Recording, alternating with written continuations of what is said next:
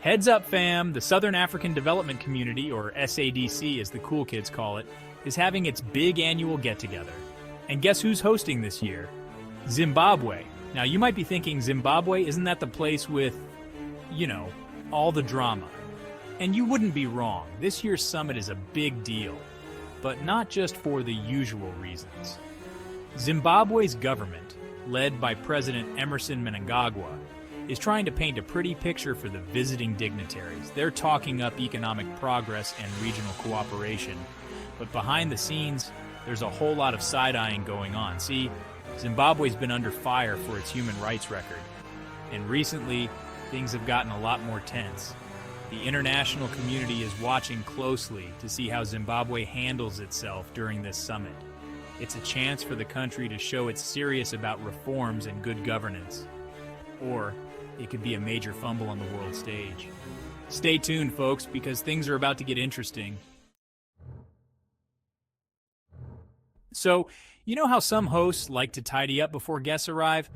Well, Zimbabwe's version of tidying up seems to involve rounding up anyone who might cause a scene.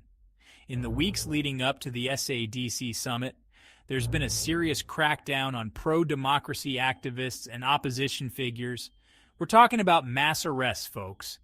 People are being thrown in jail for simply speaking out against the government. It's like Zimbabwe's got a pre-summit sale on silencing dissent. Now, the government's saying these arrests are about maintaining order and preventing chaos. But let's be real. It's pretty obvious they just want to make sure no one rains on their parade during the SADC shindig. This crackdown is sending a chilling message to anyone who dares to criticize the government. Sit down, shut up, and don't even think about embarrassing us in front of our guests. Not exactly the best look for a country trying to convince everyone it's on the path to democracy, right? If you've been following Zimbabwe's story, you know the military plays a pretty big role in the country's politics. And guess what? They're not exactly keeping a low profile during this SADC summit. There's a noticeable increase in military presence in the capital city, Harare. We're talking soldiers on street corners, checkpoints popping up, and that general "we've got our eyes on you" vibe. Now, the official line is that it's all about security for the summit. Got to keep those dignitaries safe from peaceful activists. But let's be honest, the increased military presence is a not-so-subtle reminder of who's really in charge here. It's hard to talk about progress and a return to democratic norms when you've got armed soldiers lurking around every corner, just saying. Section 4. Global outcry calls for human rights in Zimbabwe. Zimbabwe's pre-summit crackdown hasn't exactly gone unnoticed. The international community is raising serious concerns about the arrests, the military presence, and the shrinking space for freedom of speech. Human rights groups are sounding the alarm, calling on Zimbabwe to respect its citizens' rights and stop silencing dissent. Even some of Zimbabwe's neighbors in the SADC are starting to get a little uncomfortable with all the drama. See, when you're hosting a big regional summit, you kind of want to put your best foot forward. And arresting your critics and sending in the troops, not exactly the best way to win hearts and minds. The world is watching Zimbabwe, and right now, they're not liking what they see. Section 5. Beyond Politics.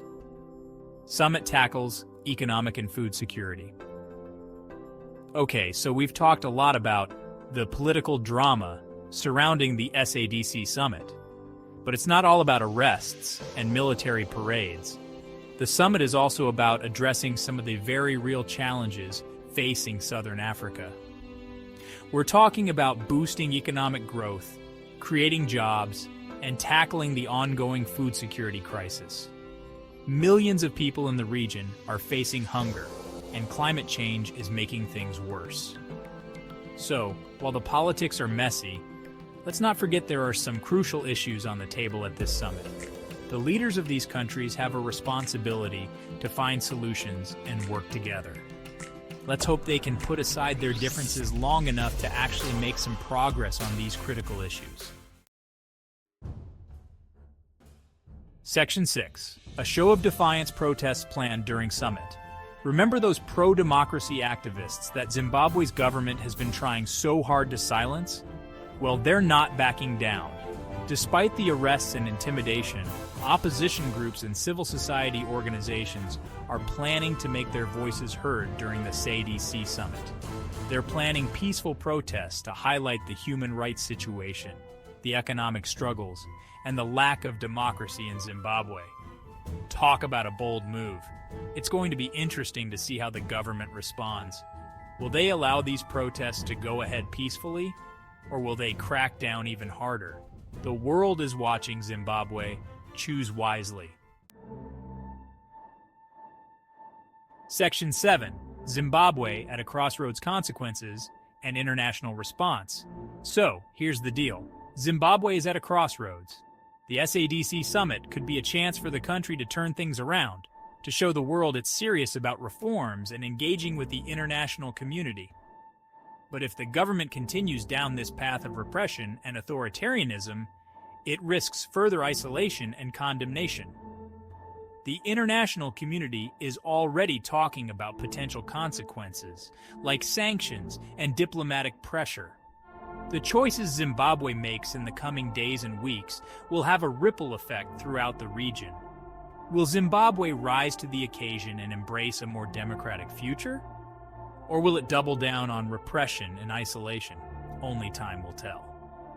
But one thing's for sure, the world is watching, and the stakes couldn't be higher.